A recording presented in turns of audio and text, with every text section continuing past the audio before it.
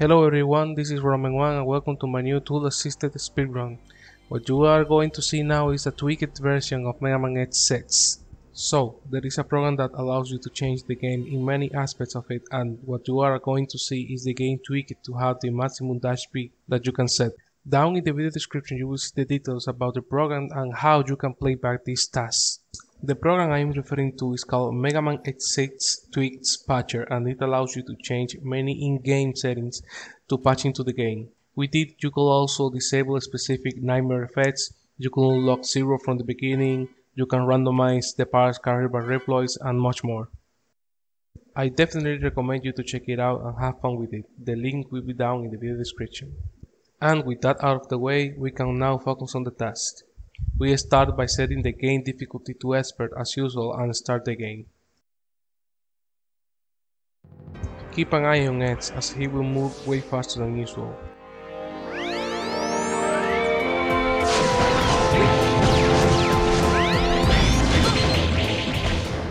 As you can see, Edge's dash speed is so fast that he can outrun his poster shots. He can also outrun the camera a little bit. And given that this stage has many obstacles and rockloads, you can see the real potential that this speed provides, but you will get to see it very soon. You may wonder, why are we dash jumping instead of crouch dashing? In this tweaked version, both are equally as fast, but for crouch dashing, you need to take 1 frame to crouch, which is why dash jumping is preferred. The boss fight is the same. We can only do 1 point of damage and it can only be hit with a fully charged buster shot, the saber and the air dash. We can also do 8 points of damage at once by hitting the orb at the top right, but we only do that for the final hit because it makes the boss invincible for too much time.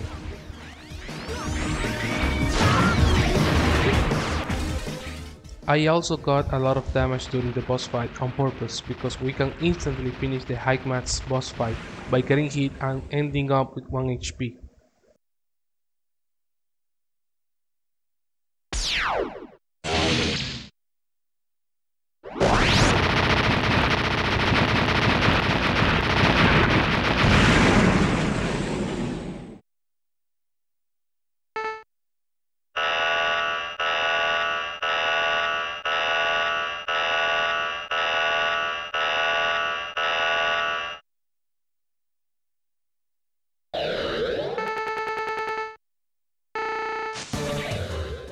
We jump into high max to end the fight right away, and with that we finish the first stage. As you know, the route that we will do is all stages. This means that we need to defeat all 8 main Maverick stages and they go to the final stages.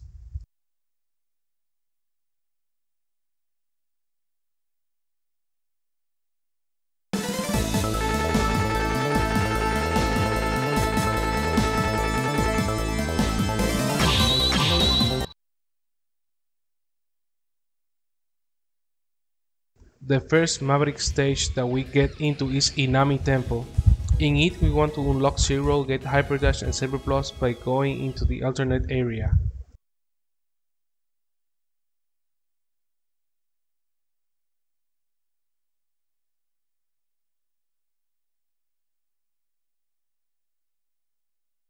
In this stage we will see some of the glitches produced by the game when we go too fast. All of this happens when the camera is left behind.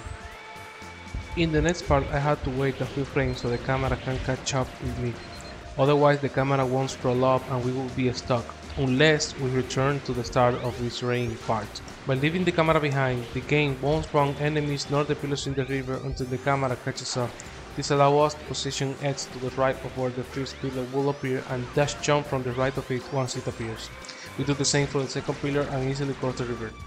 The only enemies that appear even if the camera is behind are the eyes and the rain machine. This appears as soon as you enter the rain area. In this area, we will rescue 2 reploids. One holds the Hyperdash part and the other holds the Saber Plus part. We do this while destroying the eyes so we can go into the boss fight.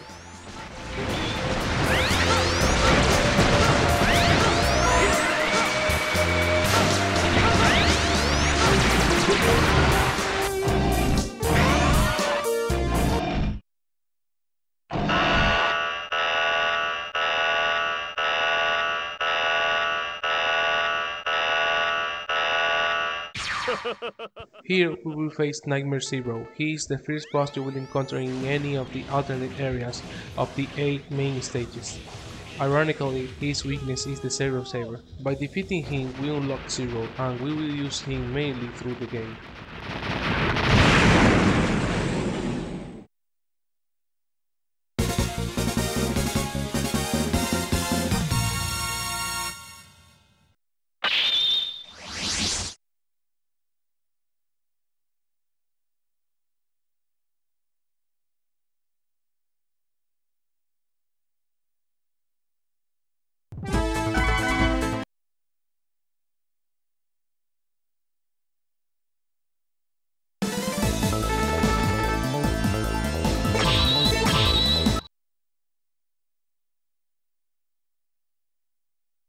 For the next stage, we will go to the weapons facility as Zero.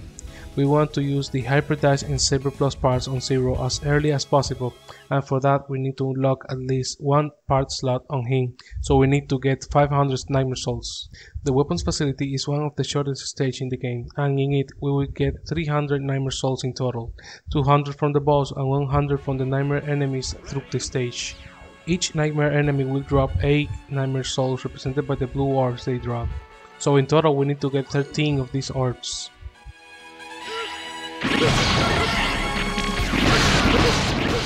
In this stage we need to destroy 2 cores from Illumina.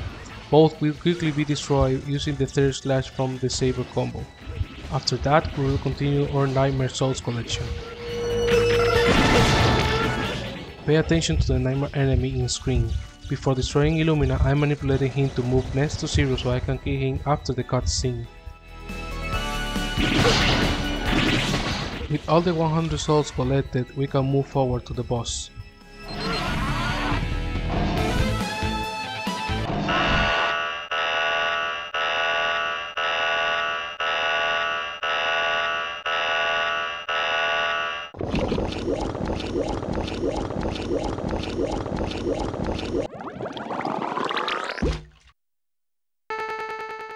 For the boss fight, we will use the Sea Buster as it does very good damage. Using the Saber against this boss will always launch him into the wall, creating massive invincibility frames.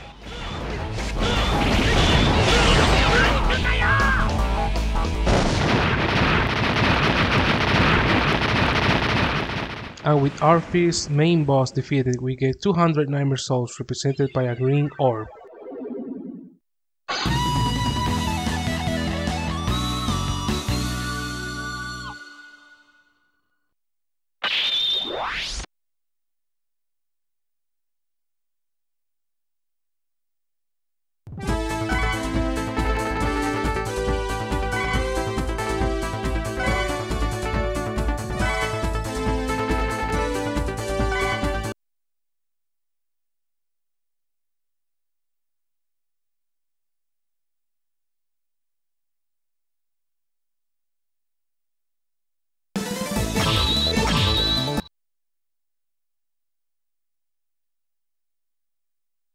The next stage will be the Laser Institute. This is the shortest stage in the game, and in it we will get the remaining 200 Nightmare Souls that we need.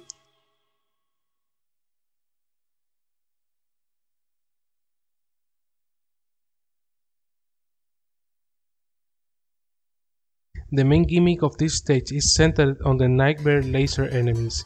These enemies cannot be destroyed and they shoot a laser depending on your position relative to them, as you will see later. To advance, you need to make them fire the laser at a reflector that will redirect the laser to a door so they open up and you can advance. The crazy thing is that the first Nightmare laser only appears until the camera catches up. This gives us the possibility to get into the perfect position so it fires at the reflector. This normally is not possible in the vanilla game. And just like that, we get into our second boss fight. He is only vulnerable once he throws both clowns. This is also the first time that we get to see the SDC technique in action. Take a look at the fight and I will explain later.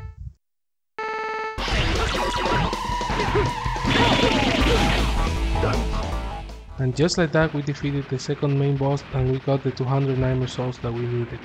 So, SDC. It stands for slash dash cancel. A slash can be cancelled into a dash and a dash can be cancelled into a slash. so quickly alternating between both allows you to slash a lot of times in a short period of time. Subsequently, you can cancel the first slash into a second slash by hitting the opposite direction after doing the first slash. And given that nearly all the bosses only get 1 or 2 invincibility frames from the first and the second slashes, you can do massive damage very quickly. Since Zero have collected 500 Nightmare Souls, he has one open part slot. In it we can equip both Hyper Dash and Saber Plus. This is only possible because of a glitch. When selecting a part, we can confirm and cancel at the same frame. This will make the game equip the part while thinking that the slot is still empty, allowing you to equip more parts into the same slot. Now we will return to Inami Temple, this time to beat the boss. Given that we have equipped Hyper Dash, Zero will move at incredible speed, always leaving the camera behind. Remember that while being off camera, enemies won't spawn until the camera reaches out, the only exception being the ice and drying machine. And given that enemies won't spawn while being off camera, we can smoothly advance through the stage.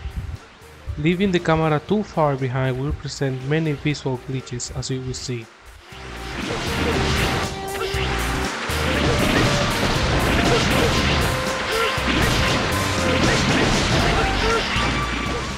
And just like that, we advance to the boss.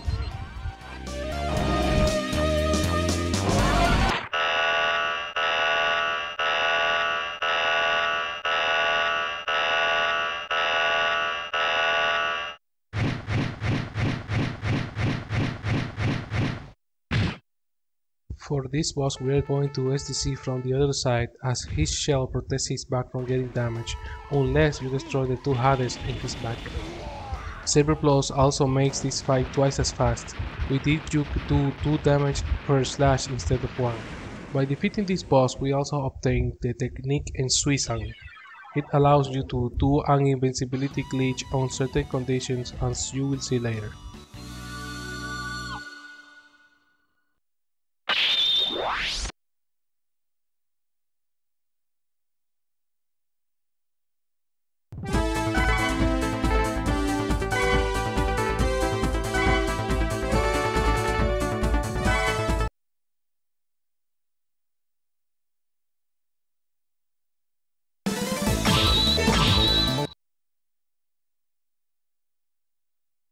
The fourth stage will be the North Pole area. We will use the invincibility glitch to smoothly pass through all obstacles in this stage. The invincibility glitch works by performing Ensuiza on the ground. Before the technique ends, Zero somehow must end up in the air. In this case, we will use the icy floor to perform Ensuiza and slip out in the air. The glitch will be executed off screen. Zero will move so fast that the camera and the background will glitch out. There is a gimmick before the last part of the stage that involves 2 large pits. In each of these, individual blocks of ice will fall down, and you normally use these to get out of the pit. We can actually escape the first pit by crossing to the other side, then we jump down and use the double jump to get outside of the pit. The second pit cannot be escaped, as you need to fall down deep enough that you can jump out.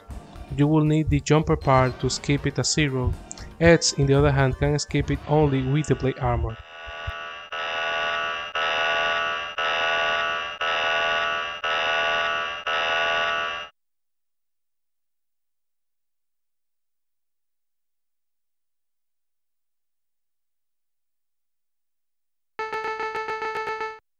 For the boss fight, I manipulated him to stand still while we SDC him to dust.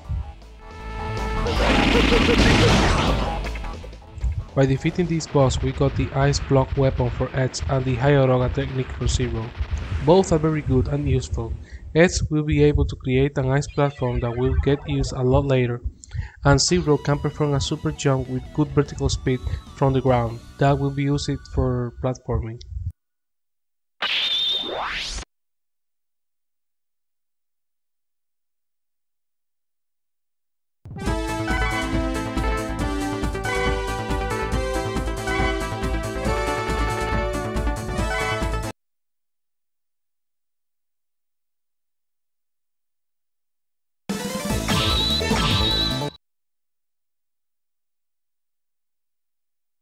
Our fifth stage will be the Amazon area. We will use the invincibility glitch here too. In the beginning of the stage there is an enemy that serves as a platform, but if they get damaged you can no longer stand on them. So to activate the glitch we need to stand on them and use Suizan. It will hit the enemy so we can change from standing to being in the air. There is a part of the stage filled with spikes. Before going into this part I had to wait for the camera to catch up. And near the end of this part I also had to wait for the camera again, as Zero will die instantly.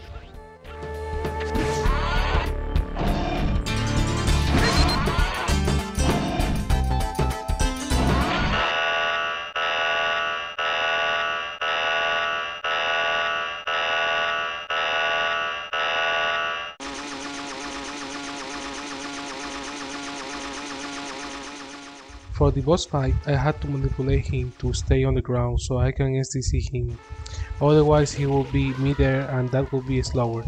By defeating this boss, both Edge and Zero acquired the Jammark option. It is a nice to have weapon as it offers some protection against weak enemies and some firepower. At this point you may wonder, how are you able to move Edge or Zero while being off screen? It is very simple actually. While TASing, I am able to see the horizontal and vertical speeds and positions. By carefully monitoring these values, I am able to know if they actually move as expected. If they are walking, the horizontal speed is pretty lower compared to their speed when they are dashing or dash jumping. If the horizontal and vertical speeds are zero at a given point, it is because they hit a wall. So these values give me a clear idea of what is happening off screen. The sixth stage we are going to is Recycle Lab. In this case we are going assets and we are going to make a good use of the ice block weapon.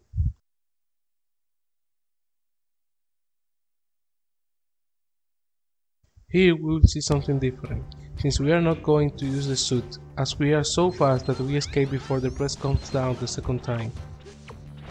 For the second press we are going to use a trick with the ice block weapon.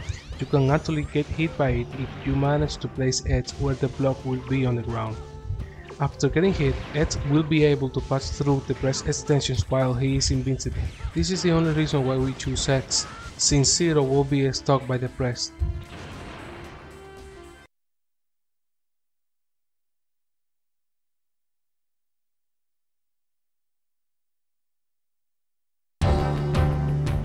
Here you will notice some ice floor. This happens when you visit the North Pole area before coming to this stage. It allows us to get some horizontal speed boost. For the mini boss we are going to use the Charge Guard Shell weapon combined with the Edge Buster.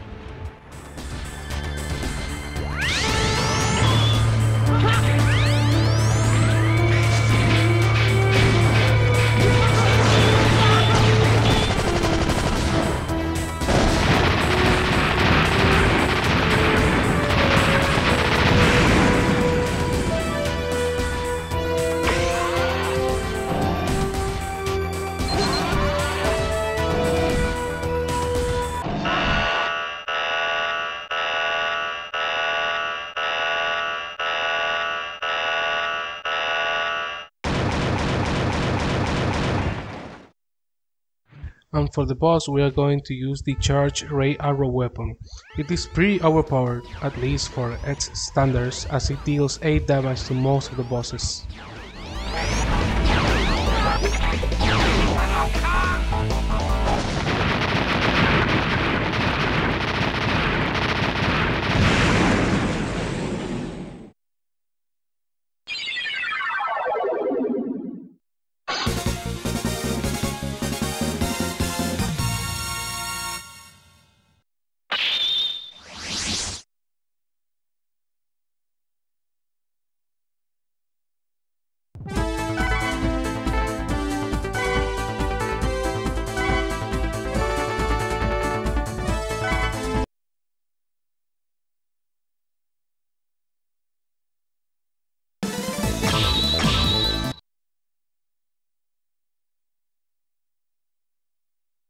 The 7th stage will be the Central Museum. Again, we will be using the ice block trick here.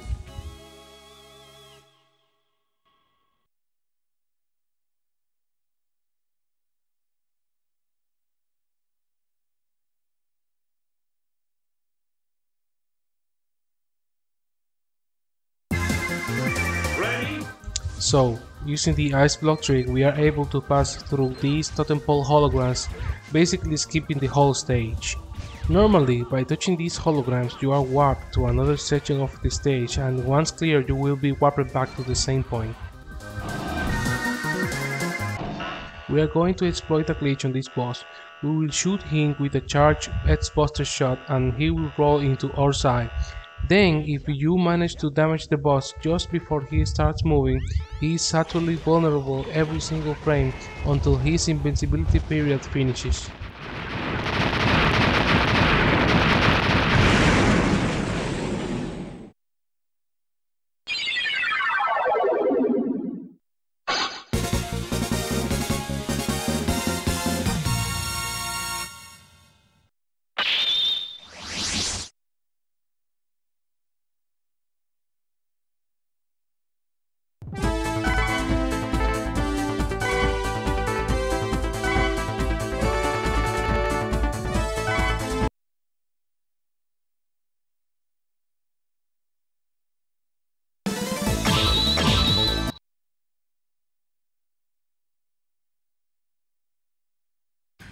The last of the main stages is going to be the Magma Area.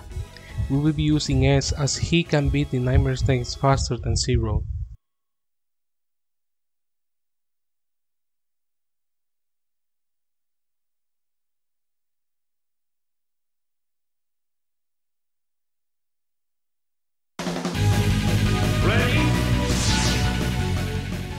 For the Nightmare Snakes, we are going to use a charged Metal Anchor, and with some luck manipulation the Nightmare Snakes dies with a single charge attack.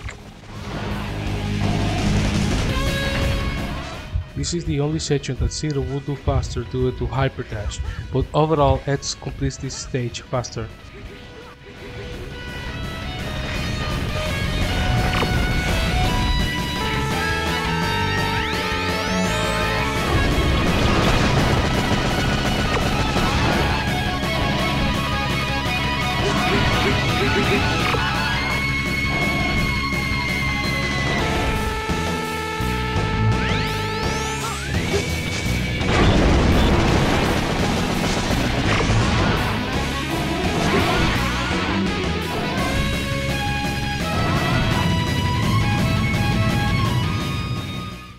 Zero could also defeat this Nightmare Snake faster since he could defeat it while being off screen. S, in the other hand, needs to wait for it to emerge back. The climbing part will be faster as Zero in theory, but you still have to wait for the camera to catch up before the door can open. In the Japanese version of the game, you can actually escape this Nightmare Snake as Zero, but given that to this date the Tweaker program only works on the English version, we cannot skip it.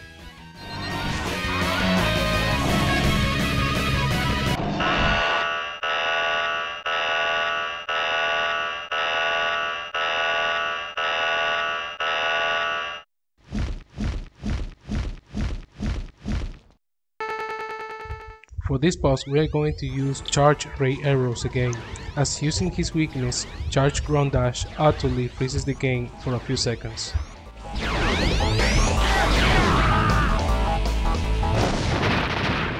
And with all the 8 main bosses defeated, we can go to the final stages.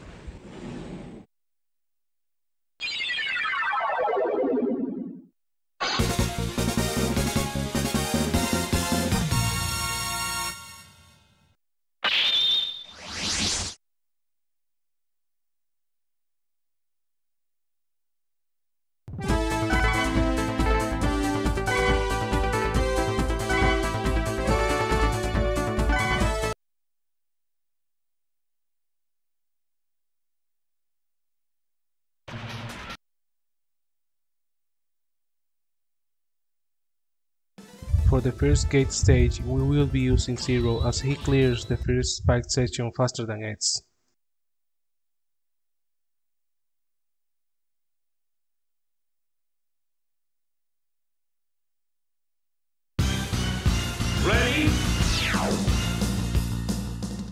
By being off screen, we can skip the second dialogue.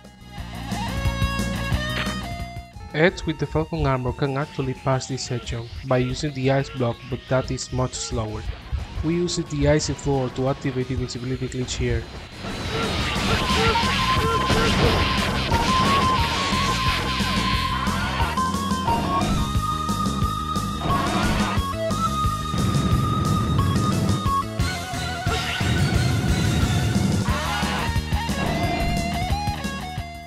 This section can be entirely escaped in this tweak if either character had the double barrier part or if Ed had the blade armor.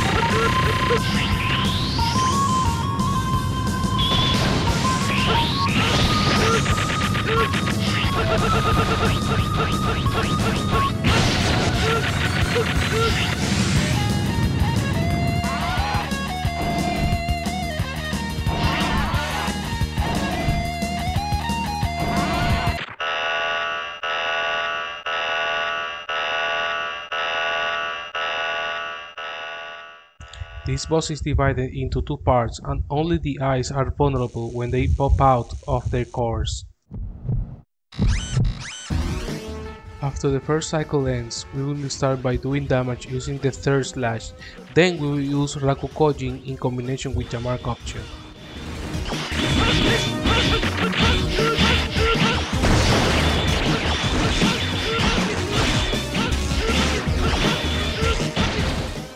And this way we can end this fight in just one cycle.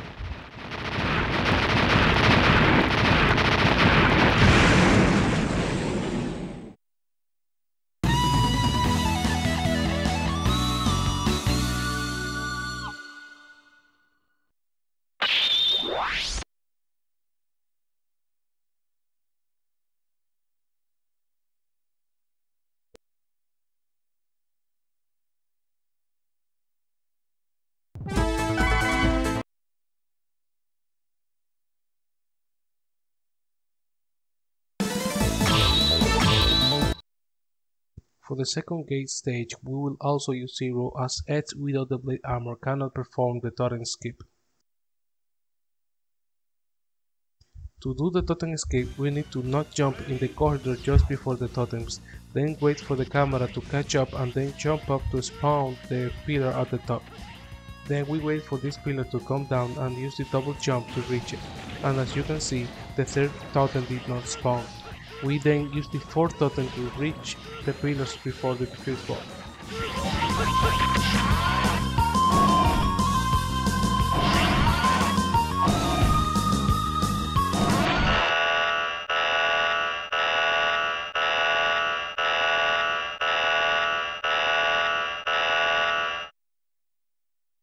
The first boss in this stage is Hikemax. The fastest way to defeat him is by using a combination of Guard Shell and Suicide to destroy 3 of his shields and then use the saber.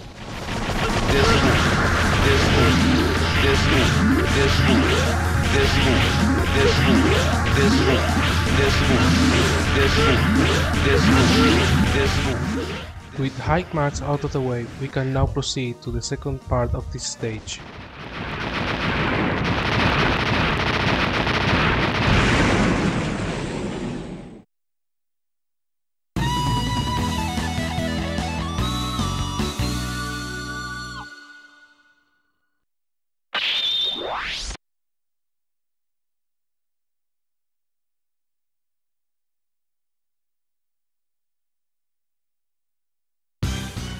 The second part of this stage is different based on which character you choose. For Zero we have a press section similar to the Recycle Lab stage, and for S we have an Acid Rain section similar to the Inapi Temple stage. The Acid Rain section is faster, but since S cannot do the totem escape that we used in part 1, it is slower overall.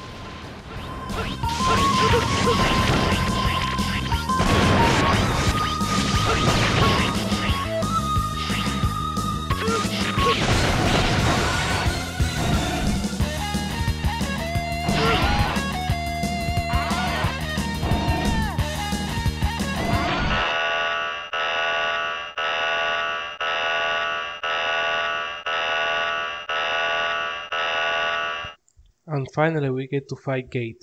None of our weapons can actually do damage to him. The only way to damage him is by destroying the spheres that he shoots at us, but once destroyed, the sphere divides into 6 particles that spread in both ways. These particles need to hit him for him to take damage. I also manipulated him to always shoot the spheres as soon as possible all the time.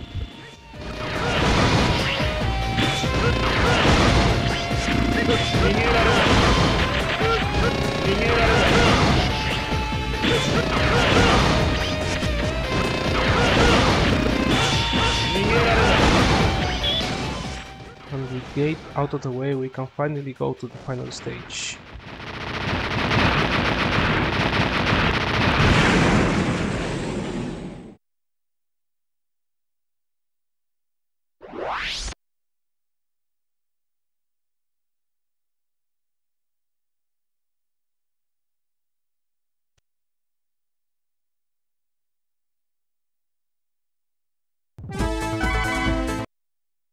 We choose 0 for the final stage as we will have to fight again all the main bosses.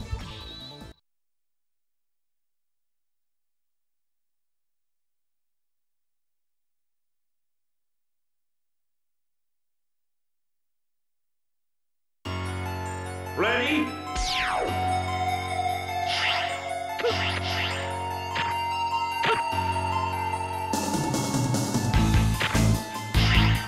Most of the free fights are basically the same as before.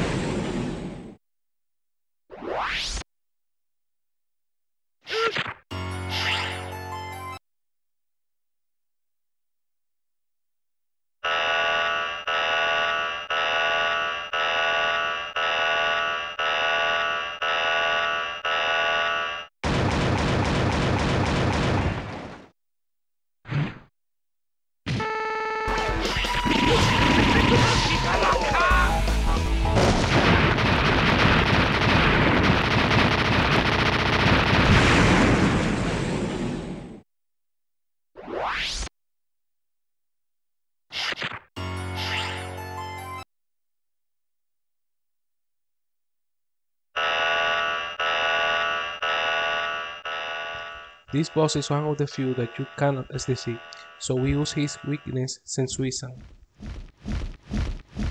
After he loses half-life, he is able to start an attack that allows us to SDC him.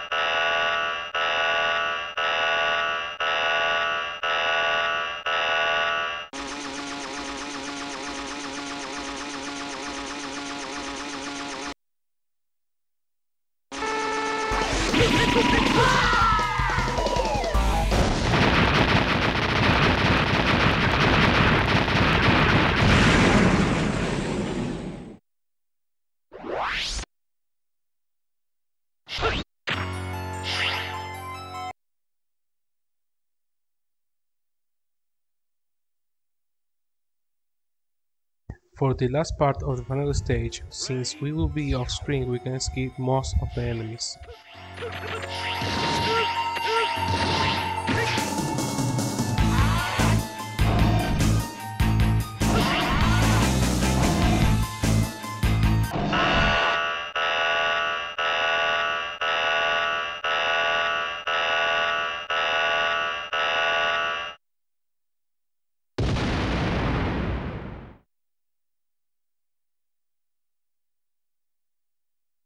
For Sigma, we will just SDC him.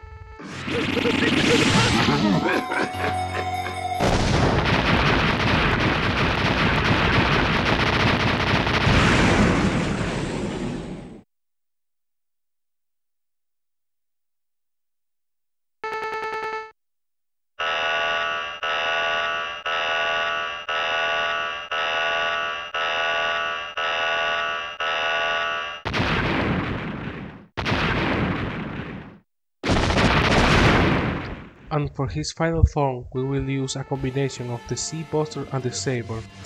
He does not have invincibility, so we can rapidly defeat him.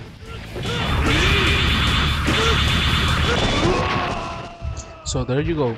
This is the Tweaked Megaman X6 Max Dash Speed All Stage Tool Assisted Speedrun. I really hope that you enjoyed this. If you like this content, please give this video a like. This is my first video with commentary. Let me know your feedback down in the comments. I would like to give a massive shout out to acediez and everyone else who contributed to the Megaman X6 Tweaks Patcher.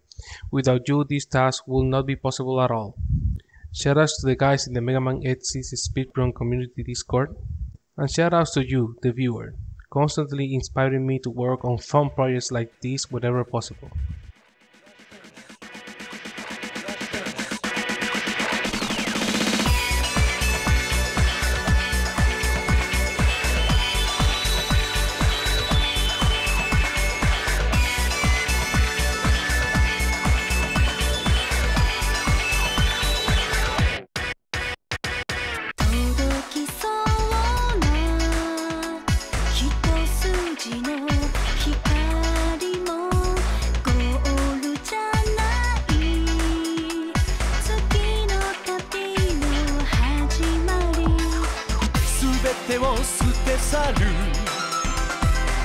勇気があるならもっと遠くへ